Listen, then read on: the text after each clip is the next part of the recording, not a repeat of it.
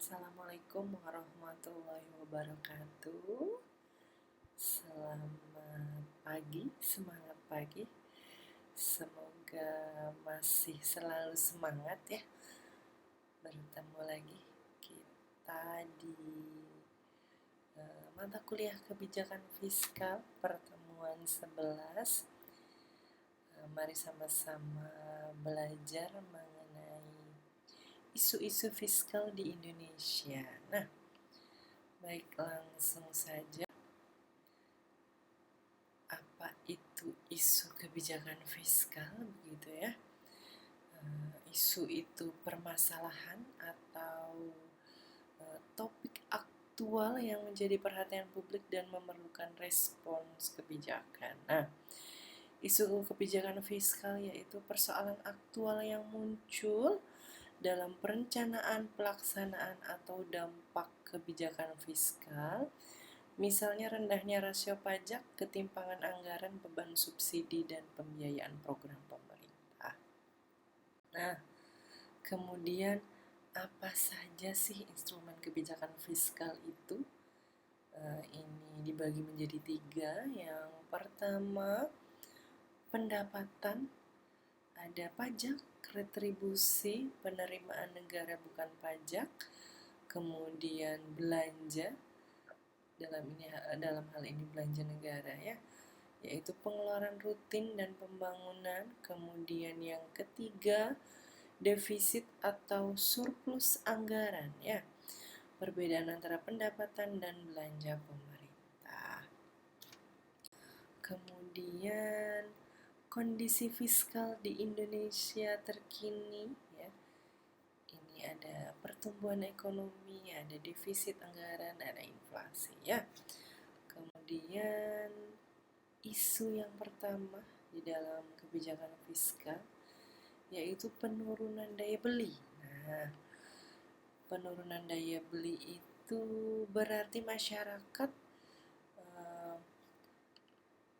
turunnya kemampuan untuk membeli barang dan jasa akibat berbagai tekanan ekonomi ya, khususnya yang berasal dari kebijakan fiskal dan moneter yang ketat. Nah, kemudian yang kedua, rasio pajak yang rendah. Rasio pajak itu perbandingan antara total penerimaan pajak dengan PDB dalam satu periode tertentu. Nah, rasio ini menunjukkan kemampuan dan efektivitas negara dalam mengumpulkan pajak dari aktivitas ekonomi masyarakat.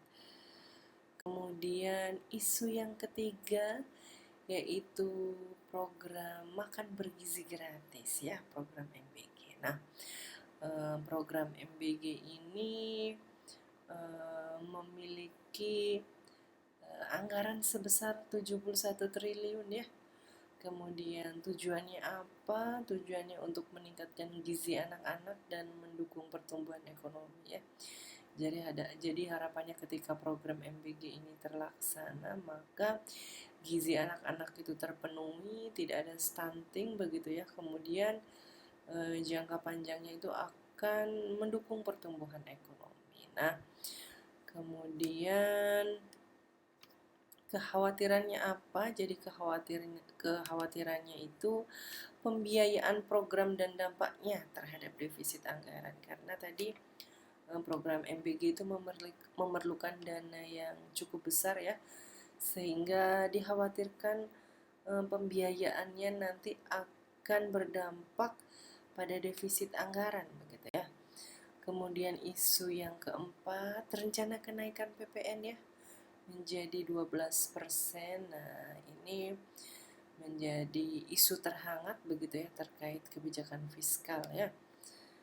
Oke, kemudian isu yang kelima, pembentukan Kementerian Penerimaan Negara ya.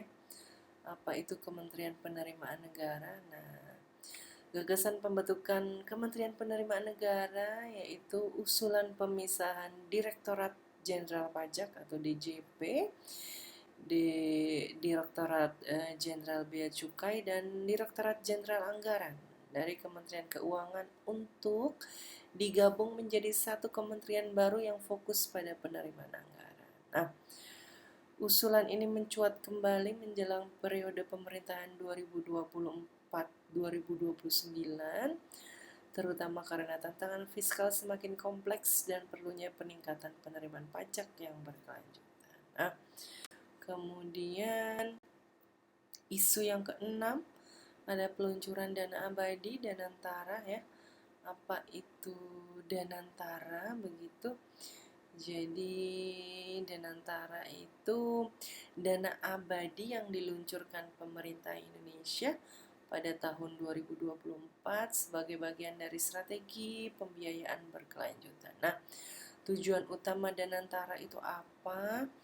Tujuannya itu membiayai proyek-proyek strategis nasional yang bersifat jangka panjang seperti infrastruktur, energi terbarukan, ketahanan pangan, dan pendidikan. Nah, tujuannya juga untuk mengurangi tekanan fiskal jangka pendek dengan menciptakan sumber pendanaan berkelanjutan non-APBN. Nah, sehingga menarik investor global untuk berkontribusi pada pembangunan nasional ya. Oke, isu yang ketujuh ada kemandirian fiskal daerah ya. Apa itu kemandirian fiskal daerah? Yaitu kemampuan pemerintah daerah dalam membiayai kebutuhan pembangunan dan pelayanan publik dari PAD tanpa bergantung besar pada dana transfer dari pemerintah pusat. Nah, realitas di Indonesia, sebagian besar daerah di Indonesia masih sangat tergantung pada transfer umum DTU dan dana alokasi khusus DAK ya.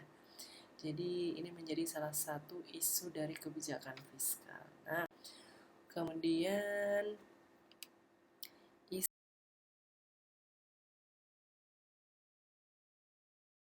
yang kedelapan itu ada ketahanan ekonomi dan inflasi. Nah, ini berikut data dari tren inflasi dan ketergantungan fiskal pada subsidi energi dan bansos 2019 sampai 2024 ya. Jadi ini termasuk dalam isu kebijakan fiskal.